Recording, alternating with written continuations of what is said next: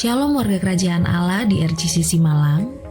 Kami sangat mengapresiasi dan berterima kasih kepada warga kerajaan Allah di RGCC yang sangat antusias untuk hadir beribadah bersama kami. Kami bersyukur Tuhan mempercayakan warga kerajaan Allah yang sudah hadir baik di ibadah raya maupun roki atau gereja anak. Dalam kesempatan ini, kami menghimbau kepada setiap warga kerajaan untuk bisa datang 30 menit sebelum ibadah dimulai, supaya mendapatkan posisi tempat duduk yang terbaik dan demi kenyamanan bersama dengan tidak mengganggu jalannya ibadah. Terima kasih, Tuhan Yesus memberkati.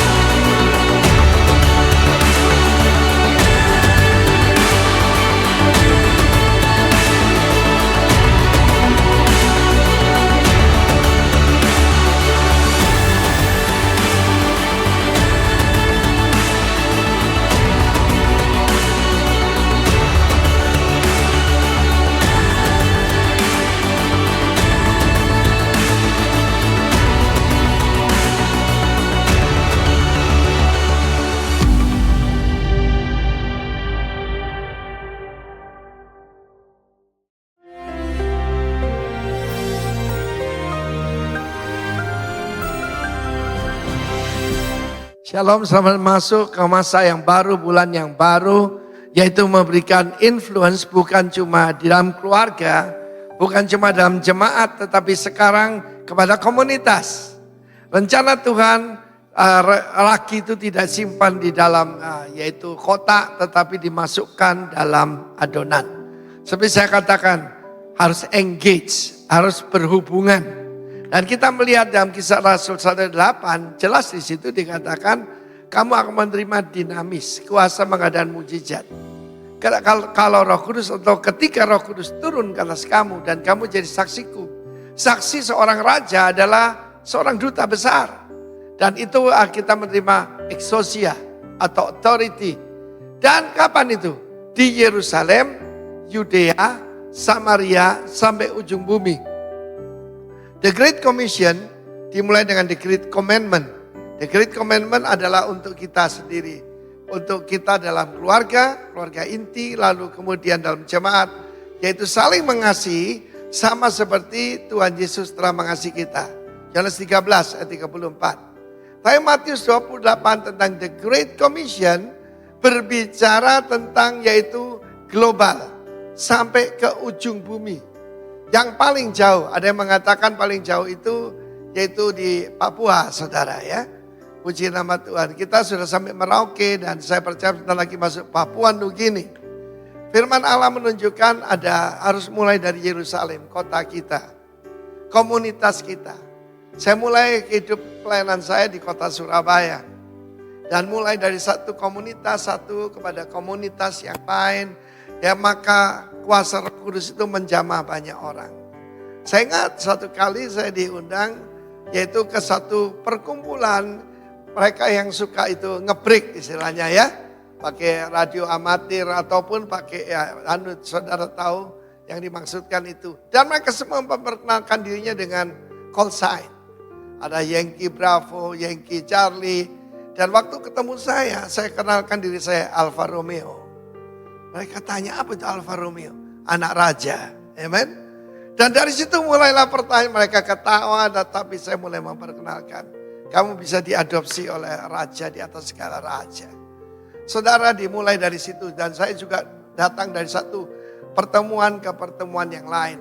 Mulai Yerusalem, lalu Yudea. Yudea itu regional. Samaria itu lintas daerah sudah. Bahkan di Samaria kita tahu mereka cuma percaya 5 kitab Taurat. Lumayan kan? Ada banyak daripada kita di luar sana, tetangga kita punya Taurat-Taurat mereka sendiri. Dan saudaraku kemudian sampai ujung bumi. Yang sama sekali bukan bahasa kita, bukan budaya kita. Tetapi harus mulai dari Yerusalem. Saya ingat satu kali saya pergi ke satu rumah, saya pernah saksikan. Dan rumah itu pusat perdukunan saudara. Ketika sampai di sana, saya berhubungan langsung ataupun bertemu dengan dukunnya bertobat. seluruh perdukunan murid-muridnya itu pada bertobat dibaptis dan tempat itu menjadi persekutuan doa. Dimulai dari Yerusalem, dimulai dari rumah saya, kemudian teman-teman saya, dan itu kota itu di Bandung saudara ya. Itu mulai lintas daerah, bukan lagi Jawa Timur. Tetapi Tuhan, rencana Tuhan membawa kita sekarang sampai kepada daerah-daerah yang baru. 2 bulan yang lalu atau sebulan yang lalu saya ada di Dobo di Kepulauan Aru. Dan tempat itu belum pernah saya injak untuk menggenapi janji saya pada Tuhan. Wherever you send me I will go. Sebab otoritas dan kuasa ini tidak untuk diri kita, tetapi untuk orang lain.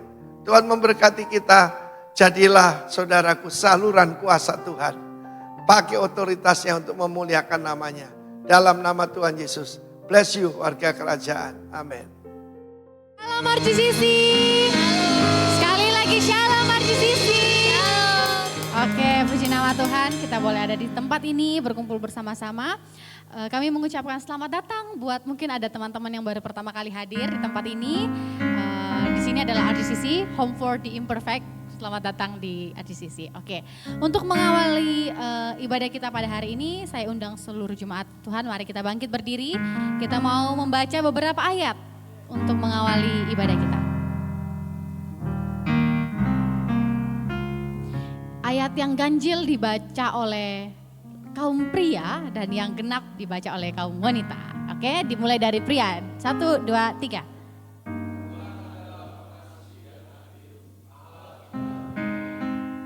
Tuhan memelihara orang-orang sederhana. Aku sudah lemah tetapi diselamatkannya aku.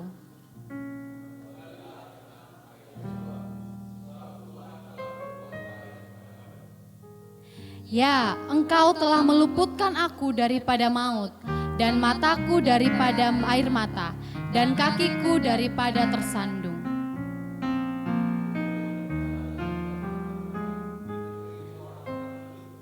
Aku percaya sekalipun aku berkata, aku ini sangat tertindas. Hari ini di awal ini kita mau menyanyikan sebuah lagu himne yang mungkin kita juga sudah tahu. Lagunya judulnya It Is Well With My Soul. Dengan sejarah lagu ini ditulis. Tapi lagu ini mau mengajak kita untuk terus menyadari bahwa Tuhan selalu menyertai kita di dalam setiap musim hidup kita. Duka cita dan kesengsaraan mungkin bisa datang kapanpun itu dan tidak bisa kita prediksi, bahkan kita nggak bisa menolak itu dan membuat kita terpuruk. Bahkan itu dapat membuat kita melupakan kebaikan Tuhan dalam hidup kita. Bahkan dan janji Tuhan kita dapat melupakan itu ketika kita dilanda keterpurukan. Seringkali kita lupa bahwa duka cita dan kesengsaraan itu sebenarnya hanyalah sementara Bapak Ibu. Jadi biarlah lagu ini yang kita nyanyikan dengan ayat yang tadi kita baca dapat menguatkan dan mengingatkan kita bahwa ada pengharapan kekal dan sukacita abadi yang diberikan bagi kita yang percaya kepada Yesus Kristus Tuhan. Karena itu mari kita sama-sama mengucap syukur buat kebaikan Tuhan Yesus.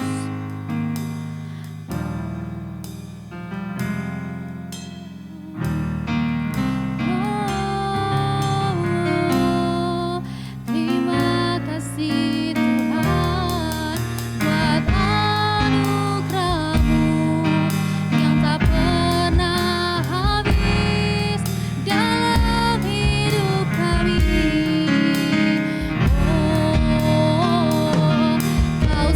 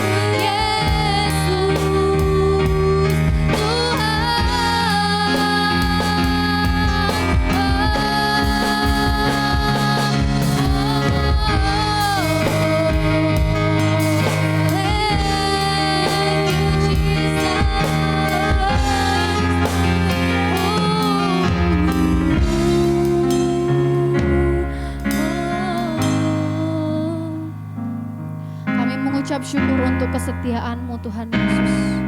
Dalam setiap musim hidup kami, Engkau selalu bersama-sama dengan kami. Engkau di dalam kami. Bahkan Engkau telah menanggung segala kehidupan kami. Terima kasih Tuhan Yesus.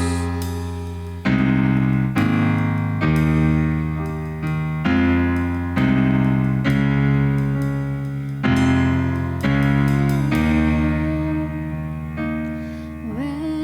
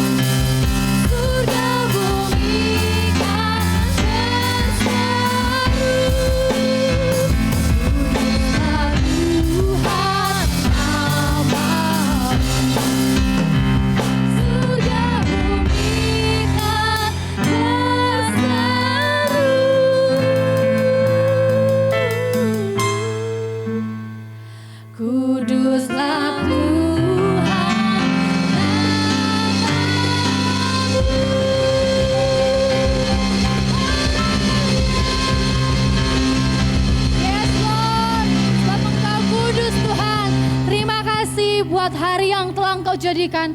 Semua karena anugerah Tuhan kami boleh ada di tempat ini. Semua karena Tuhan yang melayakkan setiap kami. Allah kami yang gagah perkasa, yang menang mengalahkan maut. Di dalam nama Tuhan Yesus yang siap bersorak-sorai katakan, amin. Woo!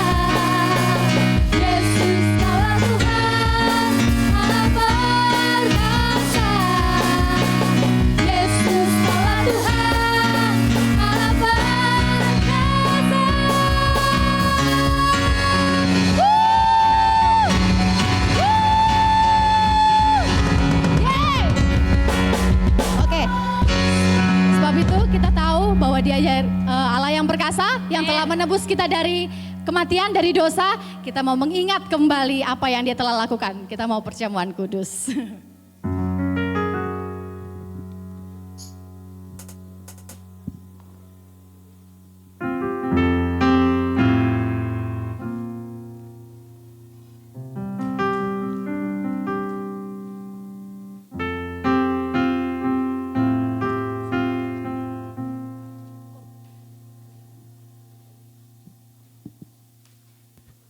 Ya, mari Bapak Ibu Saudara kita persiapkan hati kita dan perjamuan kudus. Adakah Bapak Ibu Saudara yang harusnya menerima perjamuan kudus tapi belum menerimanya? Bapak Ibu bisa mengangkat tangan, nanti para pelayan Tuhan bisa melayani Bapak Ibu Saudara. Sudah semua Bapak Ibu Saudara? Oke, kalau sudah semuanya saya akan membacakan firman Tuhan Kali ini saya akan membacakannya dari 1 Petrus 4. Jadi, karena Kristus telah menderita penderitaan badani, kamu pun harus juga mempersenjatai dirimu dengan pikiran yang demikian. Karena barang siapa telah menderita penderitaan badani, ia telah berhenti berbuat dosa. Supaya waktu yang sisa jangan kamu pergunakan menurut keinginan manusia, tetapi menurut kehendak Allah. Biarlah sarana anugerah ini, sakramen perjamuan kudus, ini mengingatkan kita bahwa seharusnya kita sudah mati bagi dosa-dosa kita. Karena Kristus yang menggantikan posisi kita, seharusnya kita yang binasa, seharusnya kita yang dimurkai, seharusnya kita yang menerima kutuk.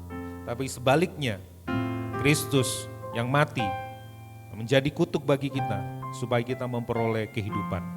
Dan biarlah kita berhenti ketika penderitaan-penderitaan datang, kita justru semakin melihat bahwa kemuliaan yang Dia sediakan lebih mulia, jauh lebih besar dari apa yang kita alami. Jadi biarlah waktu yang sisa ini, ya masing-masing dari kita punya waktu, tapi biarlah kita melalui perjamuan kudus hari ini, kita mengingat kembali bahwa hidup kita bukan untuk memenuhi, memuaskan seluruh keinginan kita, tetapi biarlah kehidupan kita dipakai untuk menuruti kehendak Allah. Mari kita berdoa Bapak Ibu Saudara. Tuhan berkati perjamuan kudus yang sudah ada di tangan kami, roti dan anggur, biarlah ini dipersekutukan, disatukan dengan tubuh Kristus. Dan kami adalah gerejamu, kami adalah tubuhmu sendiri, biarlah kami dipersekutukan dengan Engkau semakin erat lagi sebagai kepala gereja. Tuhan memberkati roti dan anggur di tangan kami ini, biarlah ini menjadi berkat bagi tubuhmu Tuhan. Di dalam nama Tuhan Yesus Kristus kami mengucap syukur.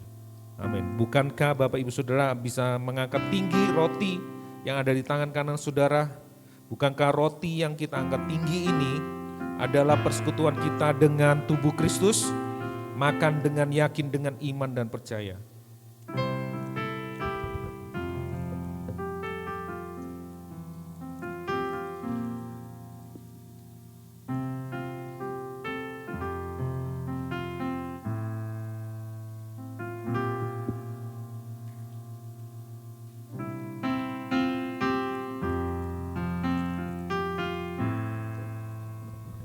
Bapak Ibu sudah bisa persiapkan. Kalau sudah, Bapak Ibu sudah bisa mengangkat anggur yang di tangan kanan Bapak Ibu Saudara. Bukankah anggur yang kita angkat tinggi ini, cawan anggur yang kita angkat tinggi ini adalah persekutuan kita dengan darah Tuhan Yesus? Minum dengan iman, yakin dan percaya sambil mengingat kebaikannya.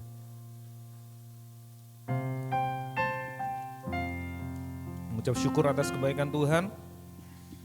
Biarlah tubuh dan darahnya menguatkan kita, mengingatkan kita kembali sebagai manusia yang berdosa, yang sudah dibenarkan, dikuduskan, dan dimuliakan.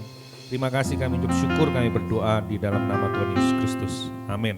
Amin. Oke, buat adik-adik Rocky silakan ke depan. Go Rocky. Ayo Rocky. Yeay.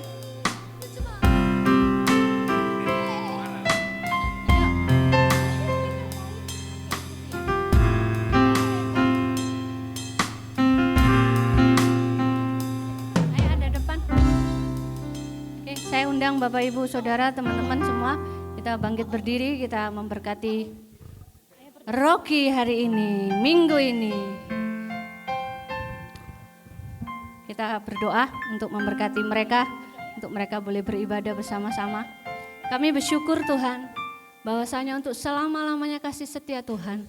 Kami bersyukur bahwa Tuhan setia dan janji-Mu ya dan amin bagi mereka Tuhan. Kami hari ini melepaskan berkat shalom buat mereka pada waktu mereka beribadah bersama-sama dengan rekan-rekan teman-teman mereka, dengan guru-guru Rocky yang ada. Kami tahu Tuhan memberkati mereka dengan berkat yang terbaik. Kami bersyukur bahwa Engkau sudah menyerahkan tubuh-Mu untuk mereka. Engkau mati buat anak-anak ini. Dan karena itu kami bersuka cita, kami percaya bahwa masa depan mereka terjamin di dalam Engkau. Terima kasih Tuhan, mungkin kami sebagai orang tua tidak sempurna, tapi kami bersyukur bahwa mereka punya Engkau yang sempurna mengasihi mereka. Apapun yang terjadi dalam perjalanan kehidupan mereka ke depan, kami percaya Tuhan tidak pernah meninggalkan mereka. Terima kasih, diberkati mereka dalam ibadah mereka, bersuka cita bersama-sama dan menikmati persekutuan mereka. Di dalam namanya Yesus kami berdoa. Yang semangat mau rogi katakan amin.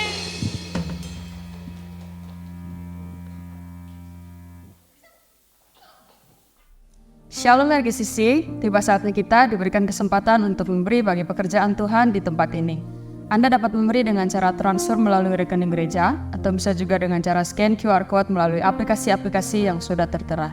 Dan untuk Anda yang ingin memberi melalui cash, Anda dapat mengambil amplop persembahan di meja usher. Satu yang perlu kita ingat saudara, bahwa kita memberi bukan supaya kita diberkati, tapi justru karena kita sudah diberkati, maka kita punya kesempatan untuk memberi. Sebelum memberi, mari kita berdoa. Kami mengucap syukur Tuhan buat hari yang Engkau jadikan buat kami. Kami boleh menikmati cinta kasih dan anugerah-Mu sepanjang hidup kami Tuhan. Dan oleh karena pengorbanan-Mu di kayu salib, kami boleh menikmati berkat yang luar biasa, berkat yang besar Tuhan yang sudah kami terima Tuhan. Dan oleh sebab itu hari ini Tuhan kami ingin memberi dengan hati yang semakin hari semakin diperbaharui Tuhan.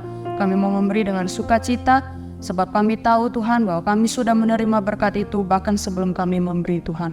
Dan kami berdoa biarlah persembahan ini boleh memperluas pekerjaan-Mu di tempat ini Tuhan, dan biarlah semua kembali untuk mempermuliakan nama-Mu Bapa. Kami berdoa dan mengucap syukur. Haleluya, amin. Selamat memberi, Tuhan Yesus memberkati. Shalom Bapak Ibu. Pengumuman singkat dari kami. Yang pertama, kita ada 2 pengumuman ya hari ini. Silakan ditampilkan. Yang pertama, kita ada equip kelas, jangan lupa. Mulai tanggal 10 September, pendaftaran melalui Gembala Komsel masing-masing. Mohon maaf, karena kita punya, ini adalah kelas lanjutan setelah kelas Exalt ya. Misi Rock adalah Exalting the Lord, Equipping the Kingdom Leaders, dan Expanding the Kingdom ya. Jadi nanti yang terakhir adalah kelas Expand. Ini adalah kelas yang bertingkat. Jadi buat saudara-saudara jemaat yang baru pertama kali hadir atau mungkin saya mau tertanam lebih lagi, untuk kelas Excel akan kami buka di tahun depan awal ya, nantikan nanti tanggalnya. Jadi tanggal 10 September besok kita ada mulai kelas perdana untuk equip kelas bagi yang sudah tamat kelas Excel. Jadi kita punya 6 sesi ya, 6 minggu setiap hari Selasa sampai habis, bertempat di Malang Creative Center. Nah, kemarin kami sudah coba di KGC juga ibadah di situ kemarin, dan kita akan pakai untuk kelas pelatihan juga di equip ini ya. Kemudian yang kedua, kita akan merayakan Hari Natal tahun 2024. Kalau katanya Mei Lady, katanya bulan September ini sudah Natal gitu ya. Sudah selamat Hari Natal sampai setelah September, Desember terus ya sampai akhir tahun ya biasanya kalau di NTT, di Papua, bener ya. Jadi kita akan merayakan Natal tanggal 8 Desember. Kenapa kok diumumkan sekarang? Bertempat di tempat ini ya, kita akan mengundang Undivided dari Jakarta, termasuk pembicara maupun nanti pemain musik dan sebagainya, kita akan dilayani full oleh Undivided dari Jakarta ya. Dan kami mengimbau kepada Bapak Ibu, jadi kami sudah menyiapkan amplop untuk persembahan ya. Jadi buat Bapak Ibu yang rindu untuk memberikan persembahan, berkontribusi untuk acara Natal RGCC, silakan. Jadi ada amplop yang polos ya.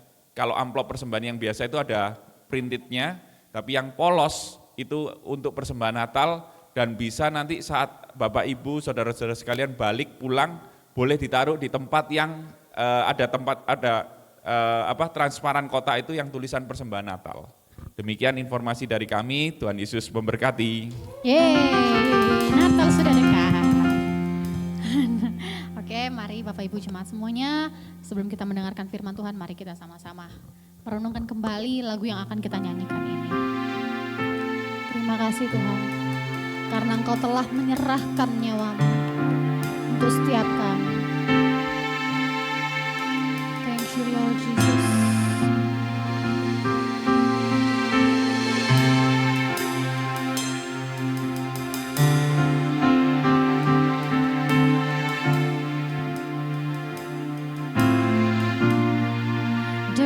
cross is my beginning.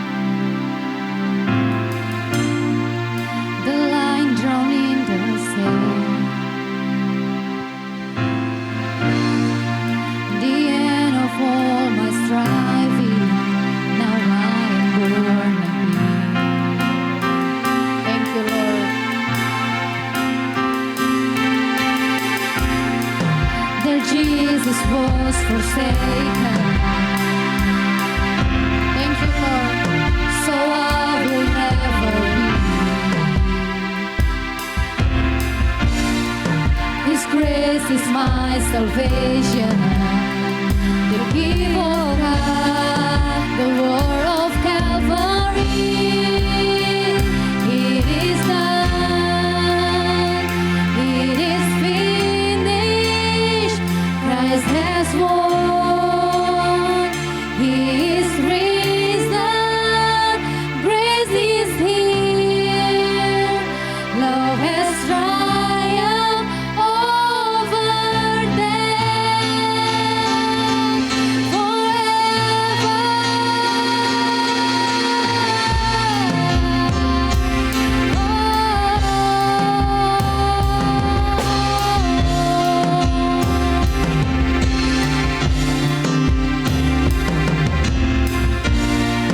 The cross with no addition. His mercy is complete. His love is not in question. The Son of God has spoken over me. Oh, it is done. It is finished. Christ has won. He is risen. Praise is here. Love has triumphed over death forever. It is done. It is finished. Christ has won. He is risen. Praise is here. Love has triumphed over death forever.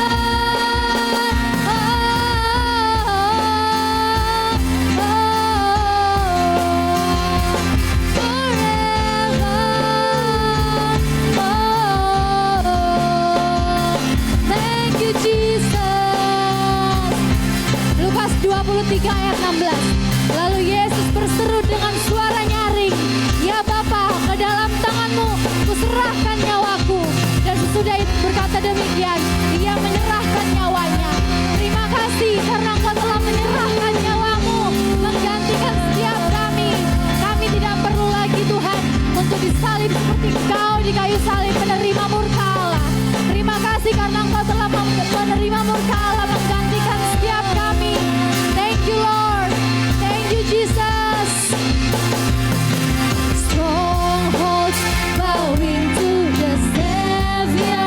Resurrection power over every circumstance. His word stands final and forever. It will not be shaken. He alone has won.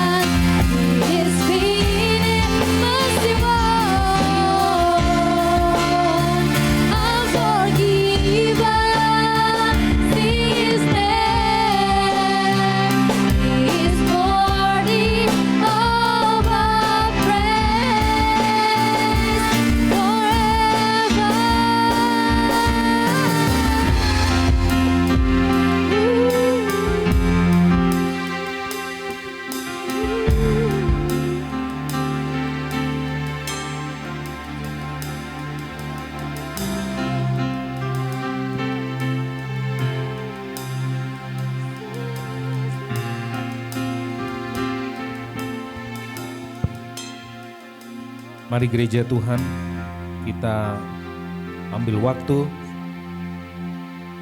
untuk kita memeriksa hati kita. Dia telah melakukan dengan sempurna. Dia melakukannya dengan segenap hati, mengikuti kehendak Bapanya. Taat dan mati di kayu salib. Demi kita yang tidak taat, yang memberontak, yang tidak sempurna, yang jahat, yang seharusnya dihukum. Oleh sebab itu kami melihat salib sempurna. Ampuni kami kalau kami seringkali menambahkan itu kepada salib dengan perbuatan baik kami, dengan amal kami, dengan pelayanan kami, dengan etika dan moral kami. Kami menambahkannya di kayu salib supaya kami bisa hidup berkenan di hadapan-Mu, supaya kami bisa diselamatkan. Dan sesungguhnya itu sebuah penghinaan kepada salib yang sempurna itu. Dan hari ini biarlah kami Tuhan, hati kami dilembutkan oleh anugerah, oleh kasih karunia. Kasih karuniamu di tempat ini, di sini. Menguduskan, melatih kami, menyembuhkan kami. Kami memang tidak sempurna, tetapi kami melihat kasih-Mu yang sempurna itu. Bergerak di dalam hati kami Tuhan. Mengubah hati kami, pikiran kami, kehendak, hasrat kami yang paling dalam digerakkan oleh anugerah-Mu yang luar biasa itu. Kami minta ampun, kami bertobat kalau kami seringkali lupa akan kebaikan Tuhan.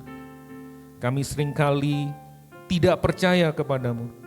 Kami seringkali curiga kepadamu Tuhan.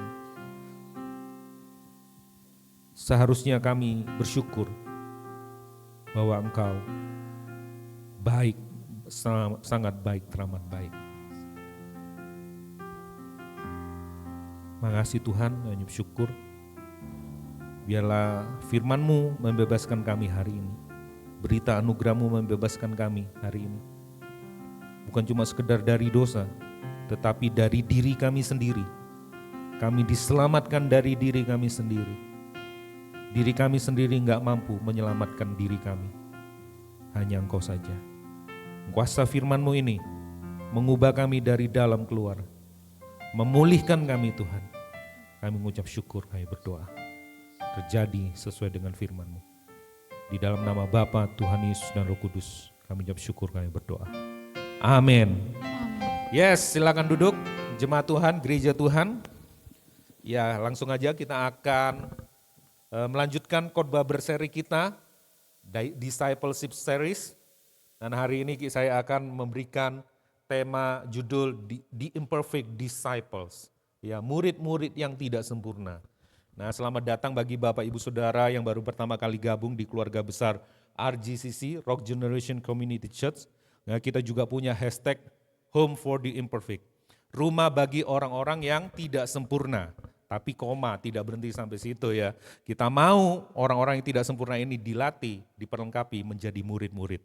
Meskipun juga tidak sempurna. Karena memang hanya yang sempurna, Yesus Kristus itulah yang akan memperlengkapi kita. Menjadi umatnya, menjadi gerejanya. Nah, mari kita dengarkan hari ini firman Tuhan.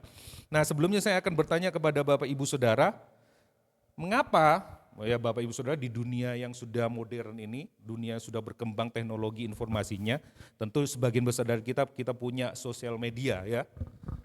Ada yang punya Friendster? Tidak ada sudah ya.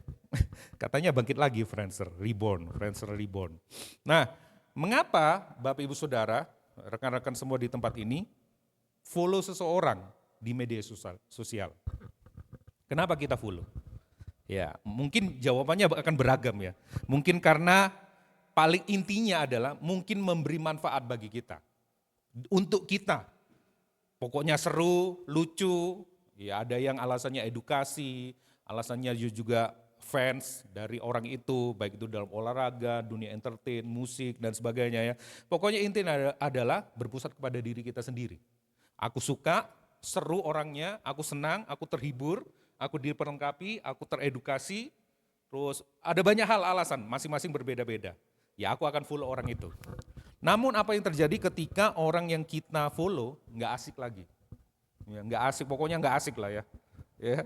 Apalagi kalau pilihan politiknya berbeda, waduh nggak asik lah. Sudah langsung apa biasanya? Ya, langsung kita unfollow. Iya benar ya. Wah kalau sudah nggak asik, unfollow ya. Itu ancaman para deterjen di Indonesia ini. Netizen ya. Itu saya ngetes aja, Anda ngantuk apa enggak. Jadi saya supaya nggak percuma, ya kan, menyampaikan firman Tuhan ya. Netizen ya, Bapak Saudara. Nah, namun kekristenan tidak seperti itu, tidak seperti di dunia sosial media, ya. Ketika follow Jesus, mengikut Yesus, pas lagi asik kita ikutin. Yesus lagi asik nih. Aku diberkati ya. Aku dikasih jodoh nih. Aku dikasih menikah nih. Wah, lu sudah lama aku udah menikah, sekarang menikah. Aku dikasih lulus skripsi nih. Waduh, Yesus asik banget nih. Ada yang baru lulus dari skripsi nih kayaknya nih ya. Kita mau makan-makan 40 hari 40 malam. Saya kan enggak pernah nyinggung, nah ini waktunya saya menyinggung hari ini. Saya sudah tertahan bertahun-tahun ini. Wah nanti kalau saya singgung benar-benar tersinggung. Ini waktunya saya akan bully dia dalam hal-hal ini ya. Iya kan? Iya kan, saya akan bully dia ya. Sudah menahan diri bertahun-tahun ya. Nah begitu Yesus ini enggak asik, enggak sesuai dengan selera kita, perasaan kita, keinginan kita langsung unfollow Jesus. Baik itu yang secara terang-terangan, gak gereja-gerejaan, gak Tuhan-Tuhanan, ya kan? Pokoknya yang berhubungan sama Tuhan Yesus dan gerejanya aku mau. Atau mungkin tetap di dalam gereja, tapi dia menjadi pasif. Betul ya? Ya pokoknya aku jadi jemaat awam, ya, jemaat biasa. Aku enggak mau ikut pelayanan. Ya, aku kan enggak mau munafik seperti orang-orang yang di pelayanan itu, ya kan? Biasanya gitu ya. Aku kan tampil apa adanya. Orang-orang yang di pelayanan itu kan tidak tampil apa adanya. Aku enggak mau ikutan golongan seperti itu. Aku benci. Aku mau tetap bergereja, yang penting urusanku sama Tuhan. Ya, tetap di dalam gereja, ya. Atau mungkin tetap di dalam gereja ikut pelayanan pula. Tetapi hatinya menjauh dari Tuhan. Unfollow, hatinya unfollow. Kegiatan pelayan diikuti, komsel diikutin, semua diikutin ya, semua acara ke gereja diikutin. Tapi sebenarnya hatinya kata firman Tuhan, kamu memuliakan aku dengan mulutmu, tapi hatimu sudah unfollow. Iya ya, hatimu jauh daripadaku. Ya. Nah, jika ini dia yang saudara harus perhatikan. Jika kita tidak mengerti mengapa kita follow Jesus, mengikuti Yesus, maka kita akan punya kecenderungan untuk unfollow Jesus. Ya, perhatikan baik-baik. Kalau kita tidak mengerti kenapa ya aku ada di tempat ini, kenapa ya aku harus mengikut Yesus, kenapa kok aku harus jadi murid dan mengikuti Yesus. Kalau Bapak Ibu Saudara tidak mengerti alasan ini, maka saudara akan punya kecenderungan untuk unfollow Jesus dengan segala situasi. Seperti tadi yang saya sampaikan. Mengapa kita follow Jesus, itu mengikut Yesus, itu lebih penting dari apa yang bisa kita buat bagi Yesus ketika kita mengikut Yesus. Apa alasan saudara mengikut Yesus jadi lebih penting? The power of why. Kenapa? Oh ya karena papa mamaku Kristen Kak. Pak, makanya aku harus ikut Yesus. Ya karena aku kemarin ditolong Tuhan, aku dapat mujizat. Karena aku dapat promosi, ya aku harus mengikut Tuhan. Tuhan sudah baik buat aku, ya aku akan balas kasihnya Tuhan, aku akan mengikut. Apakah alasan itu cukup kuat? Saya rasa tidak. Ya. Jika kita salah alasan dalam mengikut Yesus, maka kita akan cari alasan untuk unfollow Jesus. Banyak alasan akhirnya ya. Nah, itu dari kita sebagai follower ya. Tapi kalau dari point of view dari POV ya, point of view-nya Yesus yang di-follow, saya mau kasih tahu kepada Bapak Ibu Saudara semua di tempat ini. Yesus tidak pernah takut kehilangan follower macam kau dan saya. Iya, Yesus tidak pernah takut. Terbukti di dalam Alkitab di Yohanes 6, ya, murid-murid meninggalkan Yesus karena perkataan Yesus yang keras, betul? Dan 12 murid ditawarin, kamu mau sekalian ikut? Monggo silakan. Pintu terbuka lebar. Itu Yesus yang saudara sembah. Itu yang Yesus yang benar, yang asli. Yesus yang KW buatan Argentina, Portugal ya. Itu enggak kayak gitu. Dia ngumpulin follower. Tapi Yesus yang asli, original, itu adalah Yesus yang tidak takut kehilangan follower. Dia tidak butuh kita. Iya, dia tidak butuh kita. Dia mandiri dari sananya sejak kekekalan. Ya, dia sufficient dengan dirinya sendiri. Dia puas dengan dirinya sendiri. Dia tidak butuh kita. Itu yang saudara harus pahami. Ya. Nah, ini penting dari point of view-nya Yesus. Allah, Tuhan Yesus tidak takut kehilangan follower. Dan ia tidak butuh banyak follower juga. Ya, apalagi yang fake, apalagi yang FOMO follower.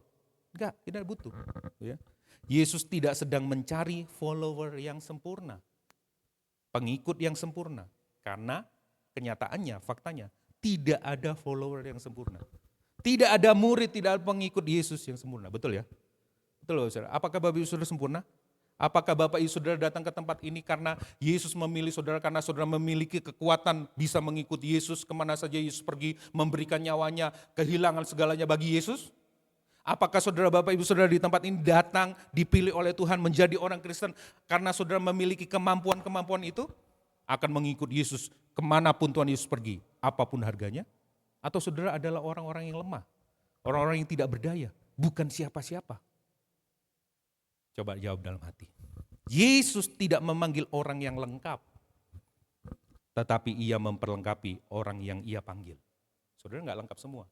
Secara tubuh mungkin lengkap ya, tetapi ada banyak yang tidak fulfill dalam diri kita. Tetapi justru Allah memenuhi semuanya, melengkapi semuanya orang-orang yang dia panggil.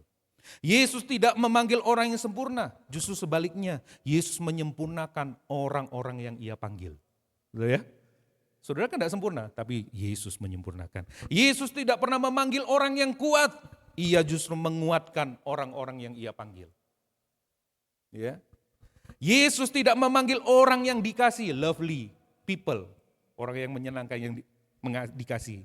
Ia mengasihi orang-orang yang ia panggil. Padahal banyak yang bencekno ya kan. Ada banyak yang bencekno, termasuk yang di sini juga ya, yang khotbah, yang melayani bencekno semua. Tapi justru Tuhan manggil dan mengasihi orang yang bencekno itu. Bencekno itu apa? Membencikan. Wah, membencikan itu apa ya? Menghatkan pokoknya. Ya. Menjengkelkan, ya. Kita bukan lovely people bagi Tuhan. Kita ini orang yang menjengkelkan. Ya, bencekno itu paling enak lah, bencekno. Tapi justru Tuhan mengasihi orang-orang seperti kita. Nah, hari ini kita akan belajar dari firman Tuhan. Ya kan? Bagaimana Allah memilih murid-murid yang tidak sempurna itu dan dijadikan alat untuk kemuliaannya. Mari kita baca ayatnya.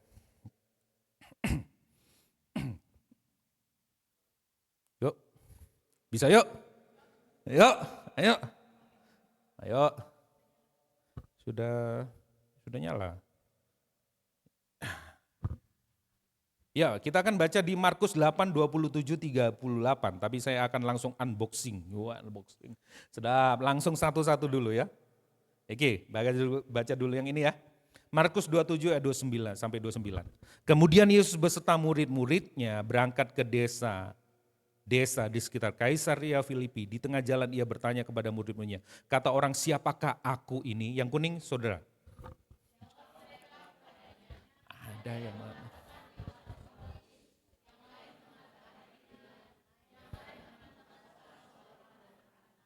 Ia bertanya kepada mereka, tetapi apa katamu? Siapakah aku ini? Jawab Petrus, engkaulah Mesias. 30.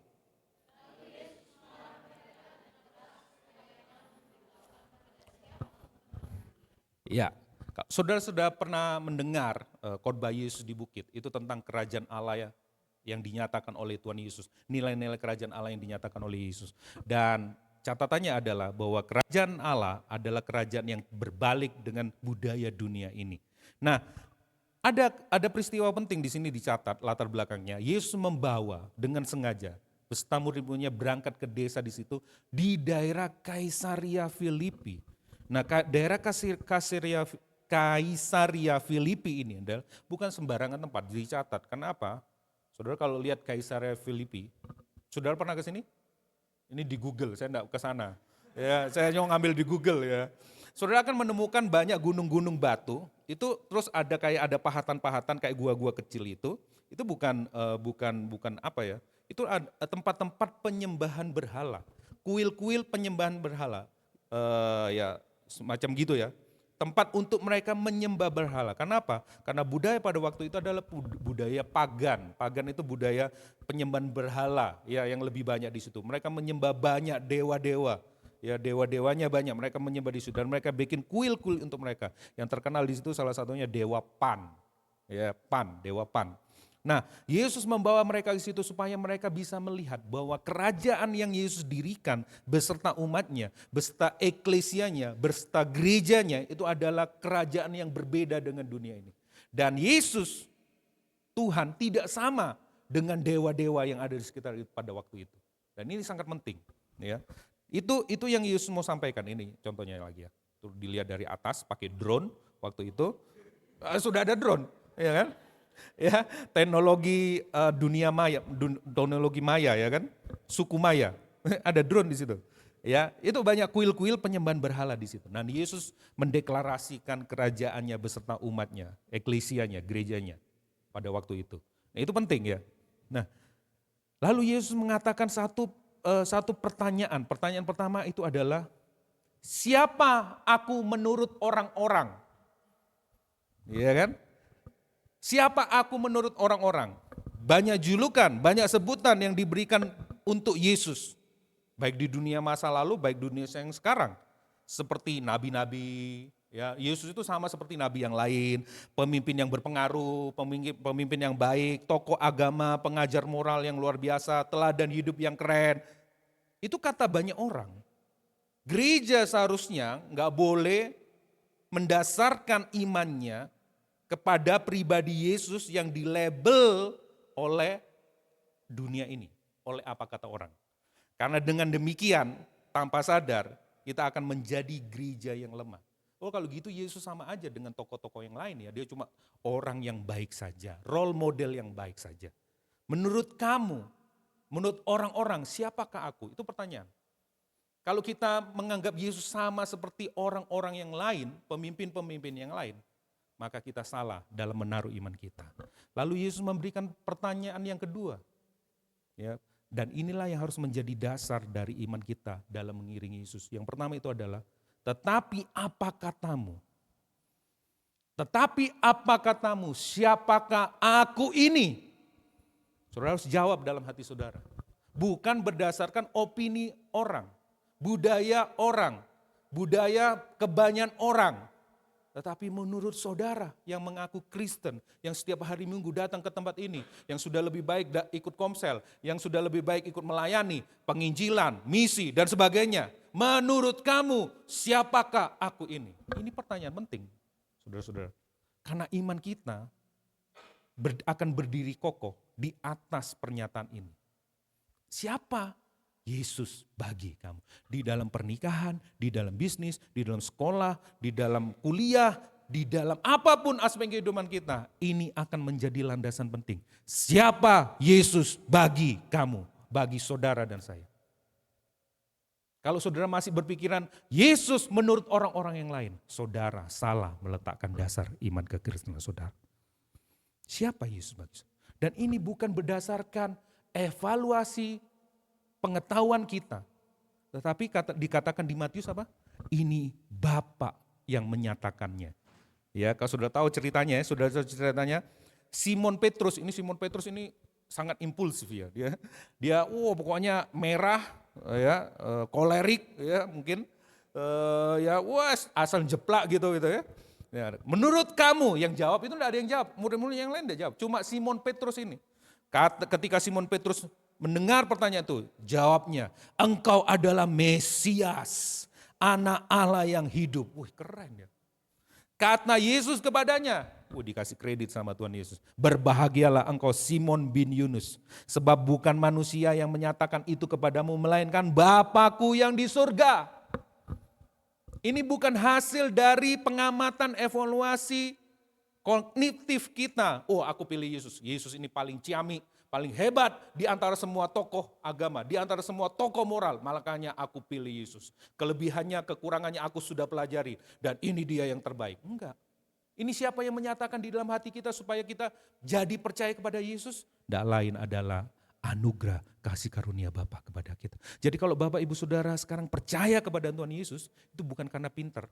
Saudara pintar memilih Yesus, bukan. Tetapi karena Yesus, Allah Bapa, Allah Tritunggal yang memilih saudara dan saya. Jangan dibalik. Dia yang pilih kita. Dia taruh Roh Kudusnya, dia kasih anugerahnya sehingga kita bisa mengaku, Engkau Mesias, Anak Allah yang hidup. Bukan saudara. Kalau saudara pun hari ini sudah lama nggak pernah ibadah, tiba-tiba saudara ada di tempat ini. Itu bukan karena saudara. Karena dia memilih saudara, menuntun saudara, memegang saudara untuk datang kembali ke tempat ini. Anugerah.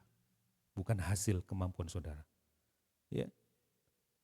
Tapi di waktu yang bersamaan, di ayat berikutnya nanti, saudara akan lihat bagaimana Petrus. Petrus kan dibilang apa? Kamu adalah batu karang. Wah, kepalanya besar langsung Petrus. Ya, kamu akan menjadi batu karang. Ya, jemaatku aku akan bangun di atas batu karang itu. Di atas pengakuan Petrus, Yesus akan membangun jemaatnya. Jadi bukan dasar yang lain. Gereja bukan dibangun di atas dasar yang lain. Bukan dibangun di atas program, anggaran gereja, pastor senior pastornya ya. Enggak, gereja dibangun di atas Engkau adalah Mesias, Anak Allah yang hidup. Kalau gereja tidak dibangun di atas dasar ini, maka saya pastikan itu bukan gereja. Itu cuma perkumpulan orang-orang penggemarnya Yesus. Jesus Fans Club. Iya kan? Kamu senang sama Yesus juga? Iya. Podo. Nggak ada ubahnya dengan klub goes. Kamu suka goes juga? Oke, aku juga suka goes. Yuk kita kumpul, yuk kita bikin klub. Itu bukan gereja, itu klub. Kalau dasarnya diganti, bukan Mesias Anak Allah yang hidup. Mesias itu adalah raja yang diurapi, raja yang dinubuatkan, juru selamat yang menembus dosa-dosa kita. Kalau dasarnya bukan itu, kita salah. Ya. Dan kalau saudara lihat nanti di bagian akhirnya.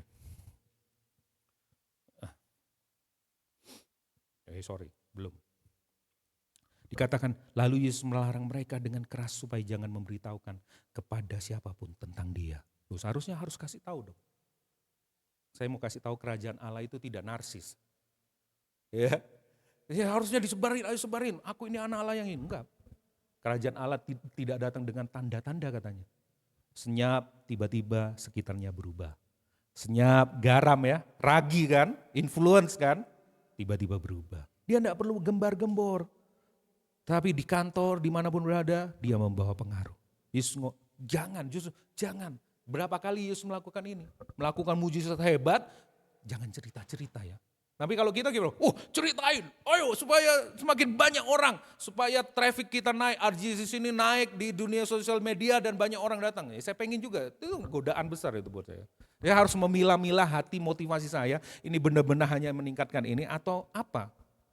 Itu jadi pergumulan kita. Begitu kita cek semuanya, oke, lakukan, baik. Sebarkan, sampaikan, karena ini akan berurusan dengan kabar baik yang akan kita ceritakan. Ya, banyak orang harus mendengar ini, lakukan. Tapi kita harus sadar bahwa kerajaan Allah itu senyap, diam, tapi membawa pengaruh. Nah, saya mau ajak saudara baca ayat yang ini, Markus 8 ayat 31. Kemudian mulailah Yesus. Nah, siapa yang mengajar? Yesus. Yesus mengajarkan kepada mereka. Apa isi pengajarannya?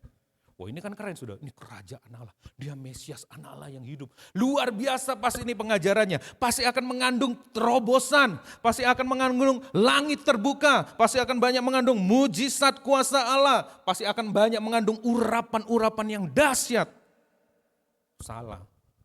Ya, Yesus mengajarkan tentang bahwa anak manusia, yaitu dirinya sendiri, harus menanggung banyak penderitaan. Sudah mau siap-siap unfollow? Ayo unfollow Jesus. Ya, apa yang saudara membuat saudara mengikuti Yesus? Wah, aku mau hidupku ini penuh terobosanku. Hidupku ini penuh naik dan tidak mau turun. Ya, naik terus, naik terus. Ya, naik ke puncak gunung itu rohani berarti. Naik terus dan tidak mau turun, saudara-saudara. Nah ya, itu kan yang mau kita inginkan, kita dengar setiap hari. perjodohan lancar, pekerjaan oke, status dapat promosi, tidak pernah sakit, mujizat selalu terjadi, terlindung dari mara bahaya, ya, demit orang dulit, setan orang dulit, ya, setan tidak pernah gigit kita, tidak pernah ganggu kita hidup aman-aman saja. Itu bertentangan dengan Alkitab Bapak Ibu Saudara. Yesus justru mengajarkan apa? Anak manusia dirinya sendiri loh. Nah jemaatnya gimana seharusnya? Seorang murid tidak akan melebihi gurunya katanya. Ya, akan menanggung banyak penderitaan. Ini sudah membuat murid-muridnya bisa unfollow. Yang kedua, dan ditolak. Bukankah kita semua pengen diterima? Tidak ada satu orang pun di sini mau ditolak, benar ya? Ingin disayang, ingin diterima, ingin diakui, ingin dihargai.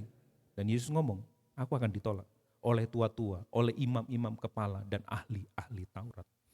Lalu yang terakhir, dibunuh dan bangkit sesudah hari ketiga 3 hari. Bukan ini semua hal-hal yang tidak kita suka. Tidak ada seorang pun yang mau dibunuh. Yang mau adalah kita mau hidup. Kalau hidup pun hidup tidak mau sengsara, hidupnya nyaman. Tapi justru anak Allah mengajarkan hal ini. Apakah kita akan unfollow Jesus? Dengan jawaban Yesus yang seperti ini. Ini adalah sebuah pesan yang tidak populer. Yesus mengajarkan bahwa ia akan menegakkan kerajaannya di bumi melalui penderitaan dan kematiannya. Wah seharusnya keren dong kerajaan Allah itu. Nah itu pikirannya Petrus. Nanti saya bahas itu ya. Sebuah kampanye yang tidak ramah dan bintang 1. Ini tidak ramah ini. Ini guru macam apa ini? Aku tidak mau mengikuti guru yang ngajarin ini. Waduh aku kejebak ini jadi orang Kristen. Harus log out nih, login di tempat yang lain. Ya. Bintang 1, enggak ramah. Sudah? Mau unfollow? Lanjut. Ya lanjut ya. Mari kita baca ayat ini.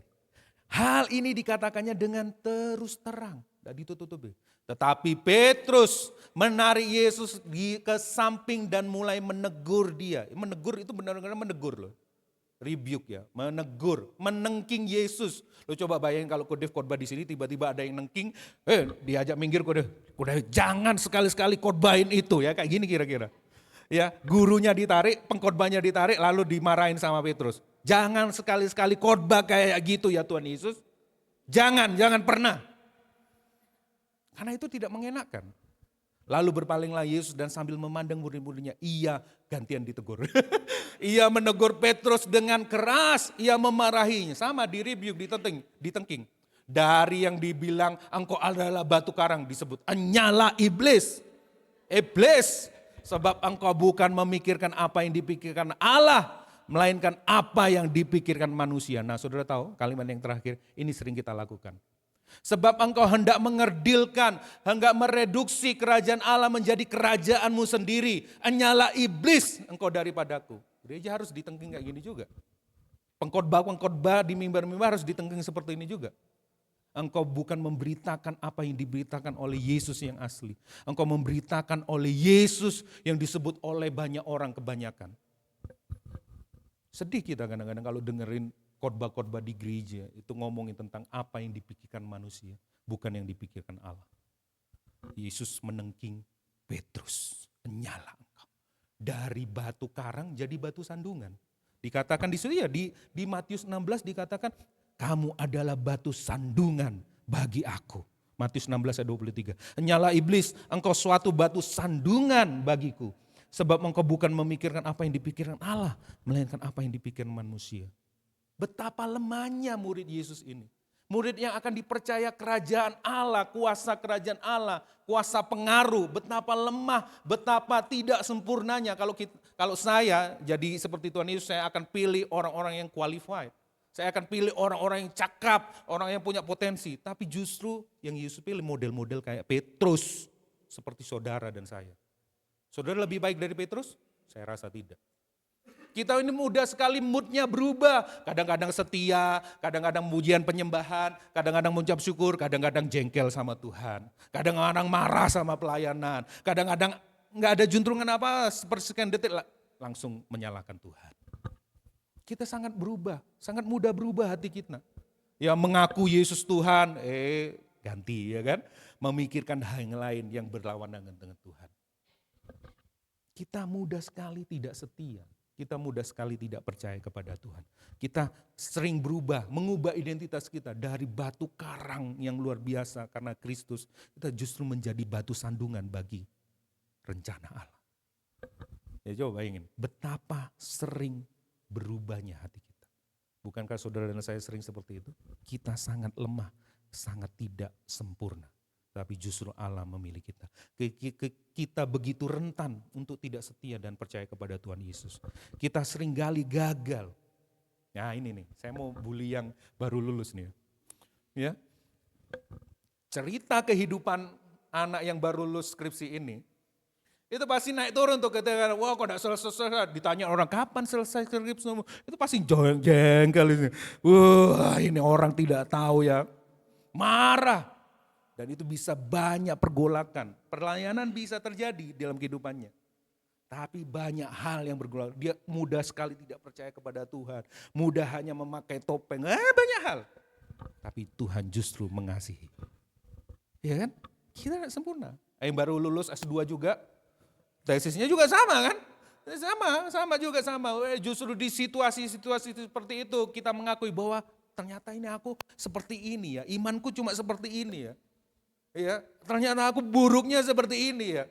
Dan itu tidak diketahui ketika pelayanan di tempat ini.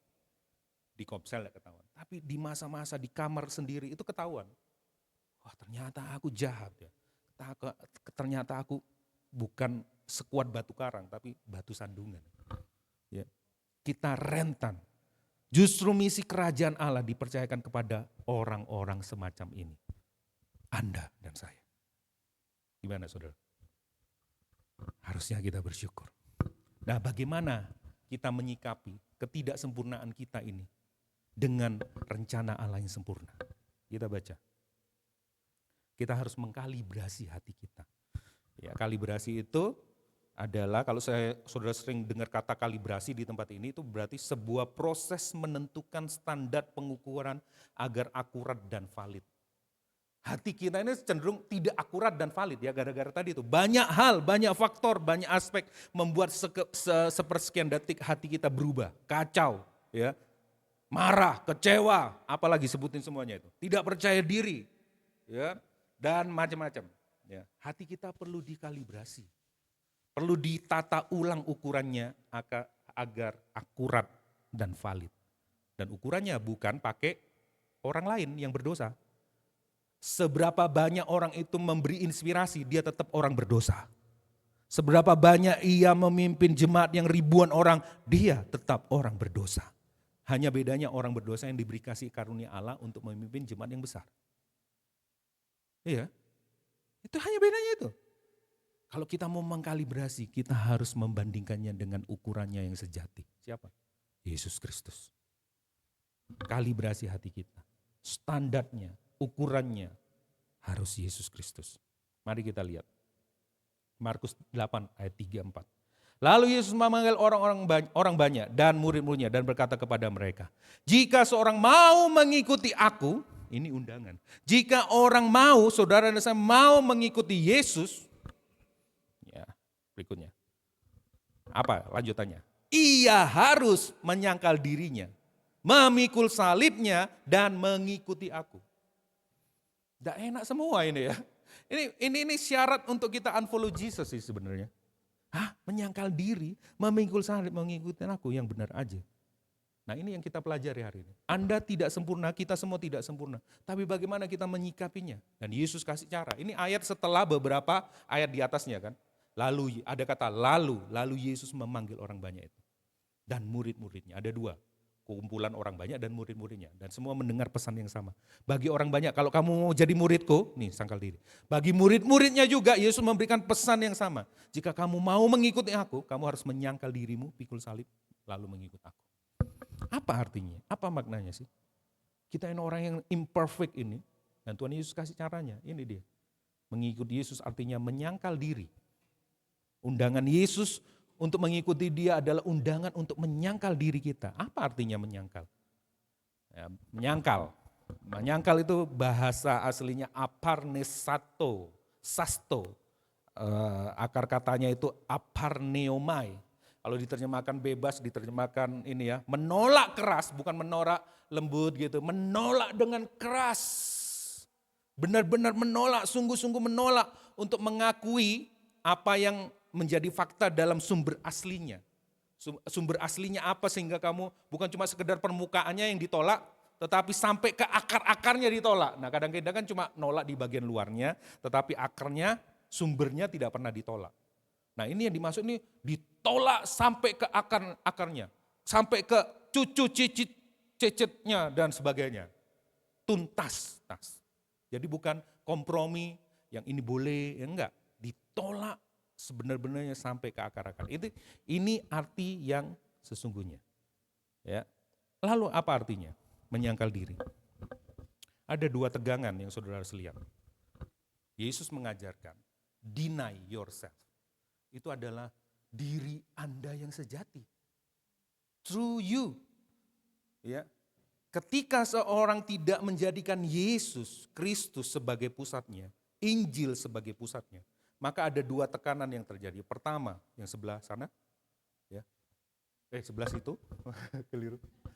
Ya, shine you, be somebody, jadilah seseorang.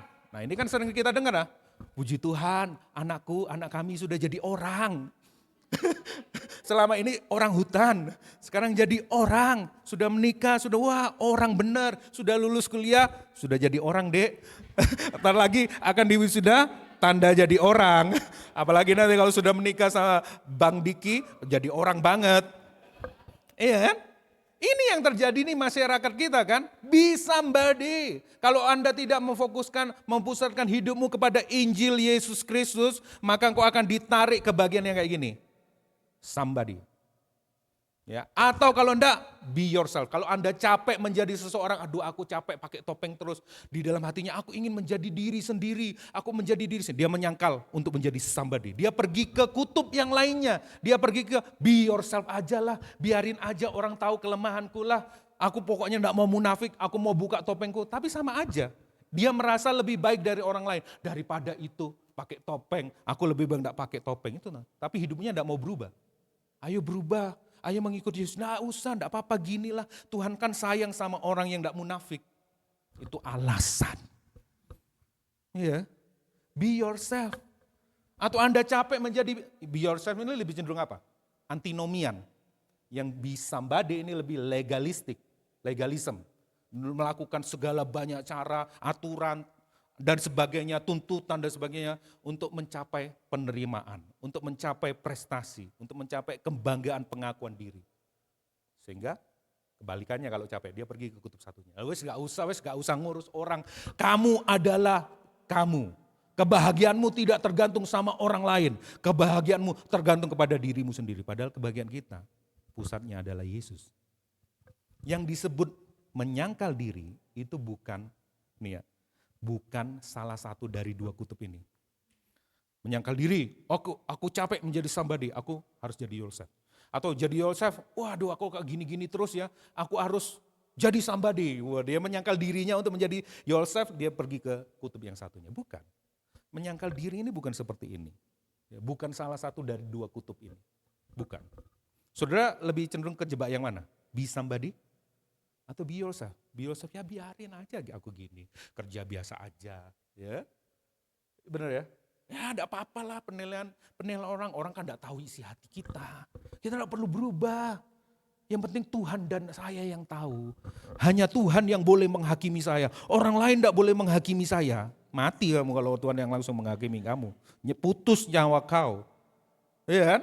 Aku maunya hanya Tuhan yang menghakimi aku. Pendeta aku gak boleh, kakak rohaniku gak boleh, jemaat gak boleh, emak-emak kompleks gak boleh juga. Hanya Tuhan dan aku yang boleh. Tuhan yang boleh menghakimi. Mati kita kalau Tuhan langsung menghakimi kita. Putus jantung kau. Ya, jadi itu kita. Kalau enggak kita memusatkan diri kita kepada Yesus Kristus dan Injilnya, kita bisa terjebak di dua ini. Tapi yang dimaksud Tuhan Yesus, itu bukan itu. Apa maksudnya? To deny oneself is to turn away from the idolatry of self-centeredness. Mungkin saudara sering amal, sering bikin hal yang baik, itu kan bukan untuk diri sendiri, Pak. Saya kan untuk orang lain, iya. Tapi tetap kamu poinnya untuk dirimu sendiri. Wah, lihat nih aku nih. Aku enggak ngomong tok di gereja tok. Jadi jago kandang di gereja, enggak pernah keluar. Keluarlah sekali kalau aku kasih ini nih. Oh, bantu orang-orang. Itu bagus. Tapi Anda kan merasa lebih baik dari orang yang tidak melakukan itu kan? Tetap aja self. Anda melakukannya untuk dirimu sendiri supaya Anda terlihat baik. Ya, self-centered itu berbahaya. Self-centeredness. Ini seorang tokoh teologi ya. Berpusat. Ini yang mau Tuhan deny.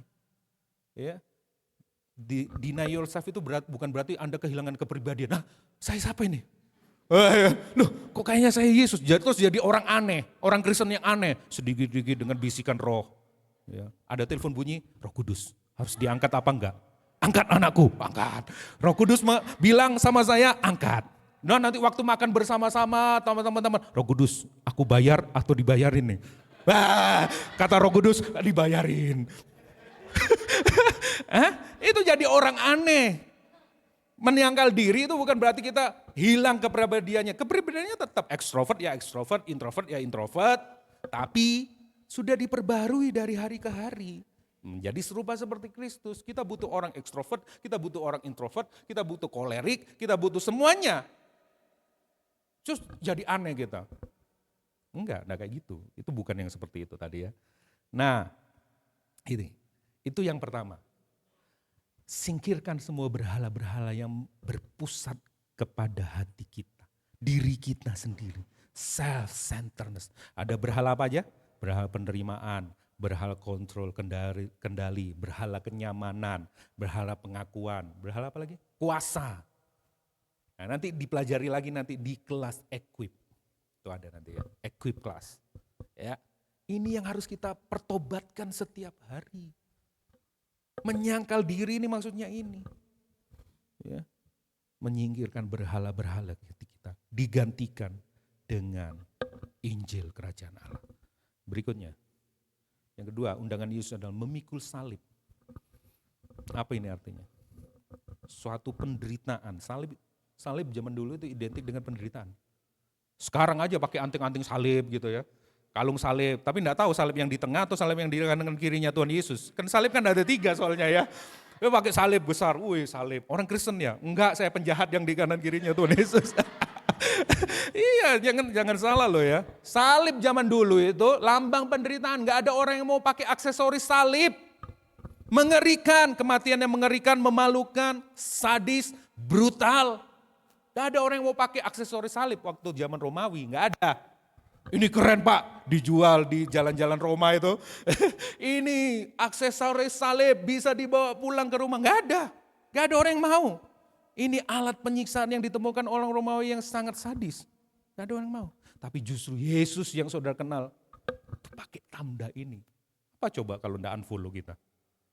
Ya kan?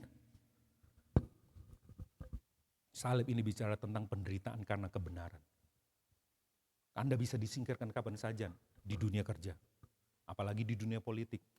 Oleh orang yang tidak mengenal Kristus, orang yang melihat salib sebagai kebodohan. Anda bisa disingkirkan, Anda bisa menderita. Pada zaman dulu itu sangat menderita. Mereka tidak bisa berdagang, mereka dikucilkan, mereka kelaparan, mereka telanjang. Zaman sekarang tidak terasa. Tapi kadang-kadang kita masih kompromi, iman kita dikompromikan. Gak apa-apa koncoku, aku diajak. Nanti kan aku injilin, tapi kita sudah mulai mengkompromikan kebenaran. Ya usahlah itulah menderita. Kadang-kadang kita mau bangun pagi untuk beribadah, kita lebih memilih untuk tidur. Iya kan? Gak usah ngomong jauh-jauh menderita, dicambuk, dipukulin orang karena menyebarkan Injil, gak usah. Kormsel, kita sulit. Kita banyak alasan. Yesus bukan cuma ngomong, dia datang sendiri melakukan. Yang terakhir ini bagiannya kayak gini, ditutup dengan hal yang mengerikan sih sebenarnya. Karena siapa saja yang mau menyelamatkan nyawanya, ia akan kehilangan nyawa. Tetapi siapa saja yang kehilangan nyawanya karena aku Dan karena Injil, ia akan menyelamatkan. Taruhannya nyawa saudara. Itu terakhir itu sama ini. Apa gunanya? Ini ya.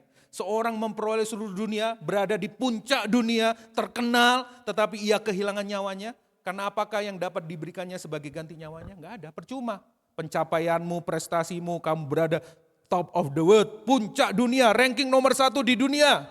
Tapi kalau kamu kehilangan nyawamu, hidupmu sia-sia. Dan Injil ini memberitakan tentang satu kehidupan yang lebih berharga dibandingkan dengan cuma jadi nomor 1 di dunia. Nyawamu, siapa yang menyelamatkan? Nah, saya mau kasih renungan, refleksi hati. Saya simpulkan nih, yang Yesus minta penyangkalan diri. Tapi yang kita lemah seringkali berpusat sama diri kita sendiri. Kita lebih memilih kenyamanan kita daripada menderita untuk kebenaran Kristus. Betul ya? Kita tidak mampu. Kalau saudara pilih yang mana? Yang ini kan, follow me kan. Memperoleh isi dunia kok. Kalau aku punya seluruh isi dunia, wah enak aku bisa makan di mana saja, kapan saja, beli baju apa saja. Wah itu luar biasa, ini adalah tujuan hidupku kok. Follow me, ikuti kata hatimu. Be yourself, be somebody. Ya itu kan, itu yang ditawarkan oleh dunia kan. Itu yang ditawarkan kepada Gen Z kan, kemarin kita belajar tentang Gen Z kan. Follow your heart. Tapi Yesus ngajarin, kehilangan hidupmu karena aku. Mau enggak kamu? Kehilangan seluruh hidupmu karena aku. Wah, unfollow. Enggak ramai nih. Bintang 1. Khotbahnya enggak ramai nih. Unfollow RGCC, unfollow. Oh, langsung turun ini ya. Followernya. Unfollow. Enggak ramai ini khotbahnya. Mampu enggak kita melakukan apa yang Yesus minta? Kita lebih cenderung di sisi yang sini kan. Kita enggak mampu. Kita enggak bisa. Kita harus mengakui kita tidak sempurna. Kita lebih suka yang ini. Betul ya? Lebih enak tidur, lebih enak jalan-jalan, daripada bersekutu, daripada baca Alkitab, lebih enak main game, daripada baca firman Tuhan. Betul ya? Hati kita itu cenderung gitu. Saya termasuk semuanya. Lanjut. Apa yang kita harus lakukan? Mari kita kalibrasi hati kita. Dia firman Allah, anak Allah sendiri, menjadi manusia, merendahkan dirinya, taat sampai mati. Dia mewujudkan dirinya. Dari Allah yang tidak kelihatan, dia mewujudkan diri. Dia jalan di tengah-tengah kita. Dia jadi manusia, merasakan apa yang kita rasakan. Padahal yang bikin dosa kita, bikin masalah kita di dunia yang ia ciptakan. Kitalah problem makernya, tapi dia yang turun. Dia mewujudkan dirinya. Firman jadi manusia. Nah kalau saudara masih mengandalkan ibadah online, keterlaluan sih. Karena dia tidak pernah melayani kita secara online. Dia melayani kita secara onsite. Aku adalah Immanuel. Aku beserta kamu sampai akhir dunia ini. Nah kita milihnya online aja ibadahnya. Banyak pilihan. Tapi dia tidak pernah. Dia selalu onsite. Immanuel. Wow keren. Apa yang dia lakukan? Dia tidak hidup nyaman. Dia minta dilayani. Layani aku lah. Dia menderita. Bahkan sampai mati di kayu salib. Untuk kita yang tidak mau menderita, yang maunya enaknya sendiri, maunya aman, maunya aman. Untuk kita yang mempertahankan nyawanya, ini punya aku, ini hidup-hidupku kok, ini cara-caraku kok. Ya kan, ini cara-caraku saja, kamu tidak usah ikut-ikut. It's my life. Ya gitu ya, lagunya benar ya? Iya, saya tidak tahu lagu-lagu dunia. Lagu-lagu surga. Ya. Dia memberikan nyawanya, dia yang pemilik nyawa, pemilik kehidupan kita. Dia yang menciptakan kita, memberi hidup kepada kita. Justru dia memberikan nyawanya supaya kita bisa tetap hidup bagi dia. Ya bisa melakukan seperti tuntutan yang tadi. Dan yang paling puncaknya, dia menuruti kehendak Bapanya di surga. Follow his father. Di Taman Eden dia ngomong, bukan kehendakku, tetapi kehendakmu saja. Dia rela, dia kasih nyawanya. It's finished, sudah selesai. Supaya apa? Supaya dia yang kuat, dipakukan di salib yang kasar dan rapuh. Supaya saudara yang rapuh, yang lemah ini, memperoleh kekuatan. di dalam Dia. Ia membaringkan dirinya di kayu salib yang kasar, supaya saudara dibaringkan di padang rumput yang hijau, di air yang tenang. Dia taruh tubuhnya bukan untuk istirahat, untuk menahan seluruh kesakitan dari pemberontakan saudara. Supaya saudara bisa rest di dalam Dia. Saudara mendapat kelegaan di dalam Dia. Dia mengikuti ayahnya, papanya, Bapa di surga. Rencana Bapakku harus digenapi. Makananku ialah melakukan kehendak Bapakku di surga dan menggenapinya. Ya keren saudara. Ini berita Injil, ini kabar Injil. Mari kita kalibrasi hati kita. Dunia berkata, be somebody. Jadilah seseorang. Kembangkan potensimu, bukan berarti salah. Ya. Jangan tunjukkan kelemahanmu. Gak boleh nangis, gak boleh cengeng. Kamu bisa jika kamu berpikir, kamu bisa. Injil berkata, kamu bukan siapa-siapa. Dan tidak dapat berbuat apa-apa. Tetapi karena Injil, kamu diterima apa adanya. Namun tidak akan pernah dibiarkan hidup apa adanya. Betul ya? Dunia berkata, be yourself. Jadilah dirimu sendiri. Yang penting kamu bahagia. Peduli amat dengan omongan orang. Jangan munafik, tetaplah original. Injil berkata, kamu yang paling dalam, dirimu yang paling dalam yang orang banyak tidak tahu, adalah manusia berdosa yang kecenderungan hatinya selalu berlawanan dengan Tuhan. Busuk, bobrok hati kita. Dan dalam Injil kamu menjadi pribadi yang unik, yang diperbarui. Kamu tidak pernah kehilangan kepribadianmu kok. Tapi kepribadianmu terus diperbarui. Kamu tidak kehilangan kepribadianmu, namun juga tidak tenggelam dalam kepribadianmu. Sebaliknya kamu terus diperbarui semakin merupa Kristus. Itu Injil. Mari renungkan. Yang terakhir. Ayat yang penutupnya dikatakan, sebab siapa saja yang malu karena aku. Ada di sini mau unfollow Jesus? Malu aku jadi pengikut Yesus. Dan karena perkataanku, karena pengajaranku, di tengah-tengah orang yang tidak setia dan berdosa ini di dunia ini, anak manusia pun akan malu karena orang itu. Apabila ia datang kelak dalam kemuliaan Bapanya bersama dengan malaikat-malaikat kudus, ia malu mengakui orang yang malu mengakui dia. Apakah saudara termasuk golongan orang yang malu mengaku dia? Di kantor, di kampus, malu aku kalau berdoa. Ya. Aku malu, kamu orang Kristen, enggak, bukan aku aku percaya kepada ketuhanan yang Maha Esa. Ya, bagaimana dengan saudara? Apakah kita bangga, bersukacita, berbahagia? Yesus adalah identitasku yang sejati. Tidak ada alasan bagi kita untuk tidak mengakui Kristus di dalam setiap aspek dan musim kehidupan kita. Tidak ada. Dia telah melakukan yang terbaik. Ya. Bukan karena saudara berharga, tetapi karena dia berharga dan mulia. Persekutuan kita dengan kematiannya memberikan kita rest. Pengenalan akan kebangkitannya memberikan kita restoration. Memberikan pemulihan. Paulus berkata, yang ku kehendaki ialah mengenal dia, bukan yang lain-lain, dan kuasa kebangkitannya dan persekutuan dalam penderitaannya, di mana aku menjadi serupa dengan dia dalam kematiannya. Supaya aku akhirnya beroleh rest, beroleh kebangkitan dari antara orang mati. Ketika seluruh bumi ini dipulihkan. Ia memberikan tawaran bagi kita hari ini. Come and die.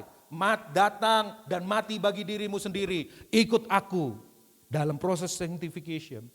Tapi ketika dia datang sebagai raja menghakimi bumi ini. Dia datang, dia akan tawarkan kepada kita. Come and die. Mari semeja makan dengan aku. Mari datang. Aku memberi hidangan di depan para lawanmu. Mana para lawanmu? Mana dosa? Mana air mata? Mana kejahatan? Mana kematian? Sudah gak ada lagi. Karena kita hidup di langit bumi yang baru. Come and dine. Datang.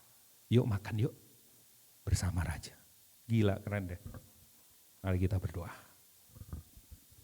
Mari kita bersyukur. Mengapa engkau mengikut Yesus? Apakah engkau mengikut Yesus supaya bisa mendapatkan manfaat dari Yesus? Ataukah engkau mengikut Yesus untuk mendapatkan Yesus?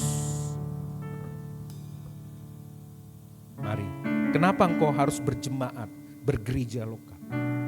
Bertumbuh bersama-sama dengan orang-orang berdosa lainnya yang menerima anugerah yang sama. Mengapa? Karena ini tubuhnya yang ditebus oleh penderitaannya, oleh nyawanya sendiri. Patut kita mengucap syukur. Patut kita bersekutu satu dengan yang lain, saling menguatkan.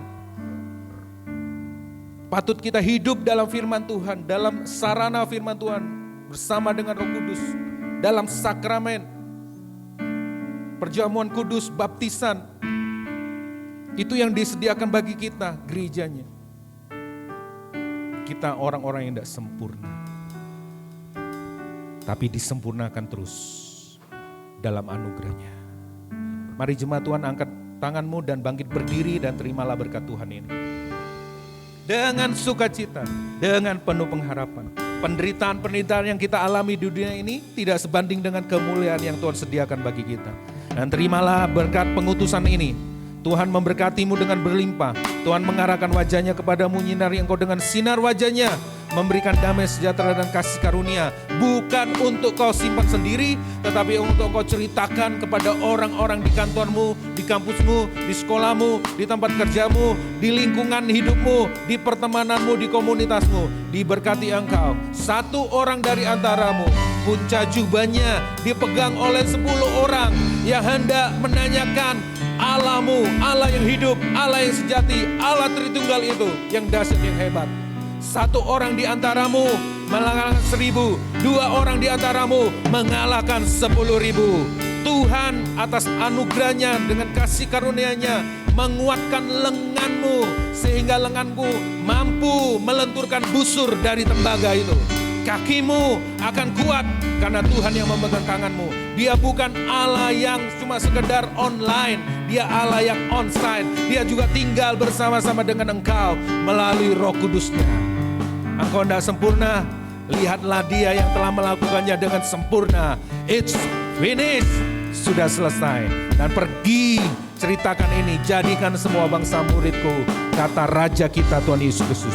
Yang percaya bersama-sama katakan amin, amin, amin. Tuhan Yesus memberkati. Selamat hari Minggu, tetap semangat.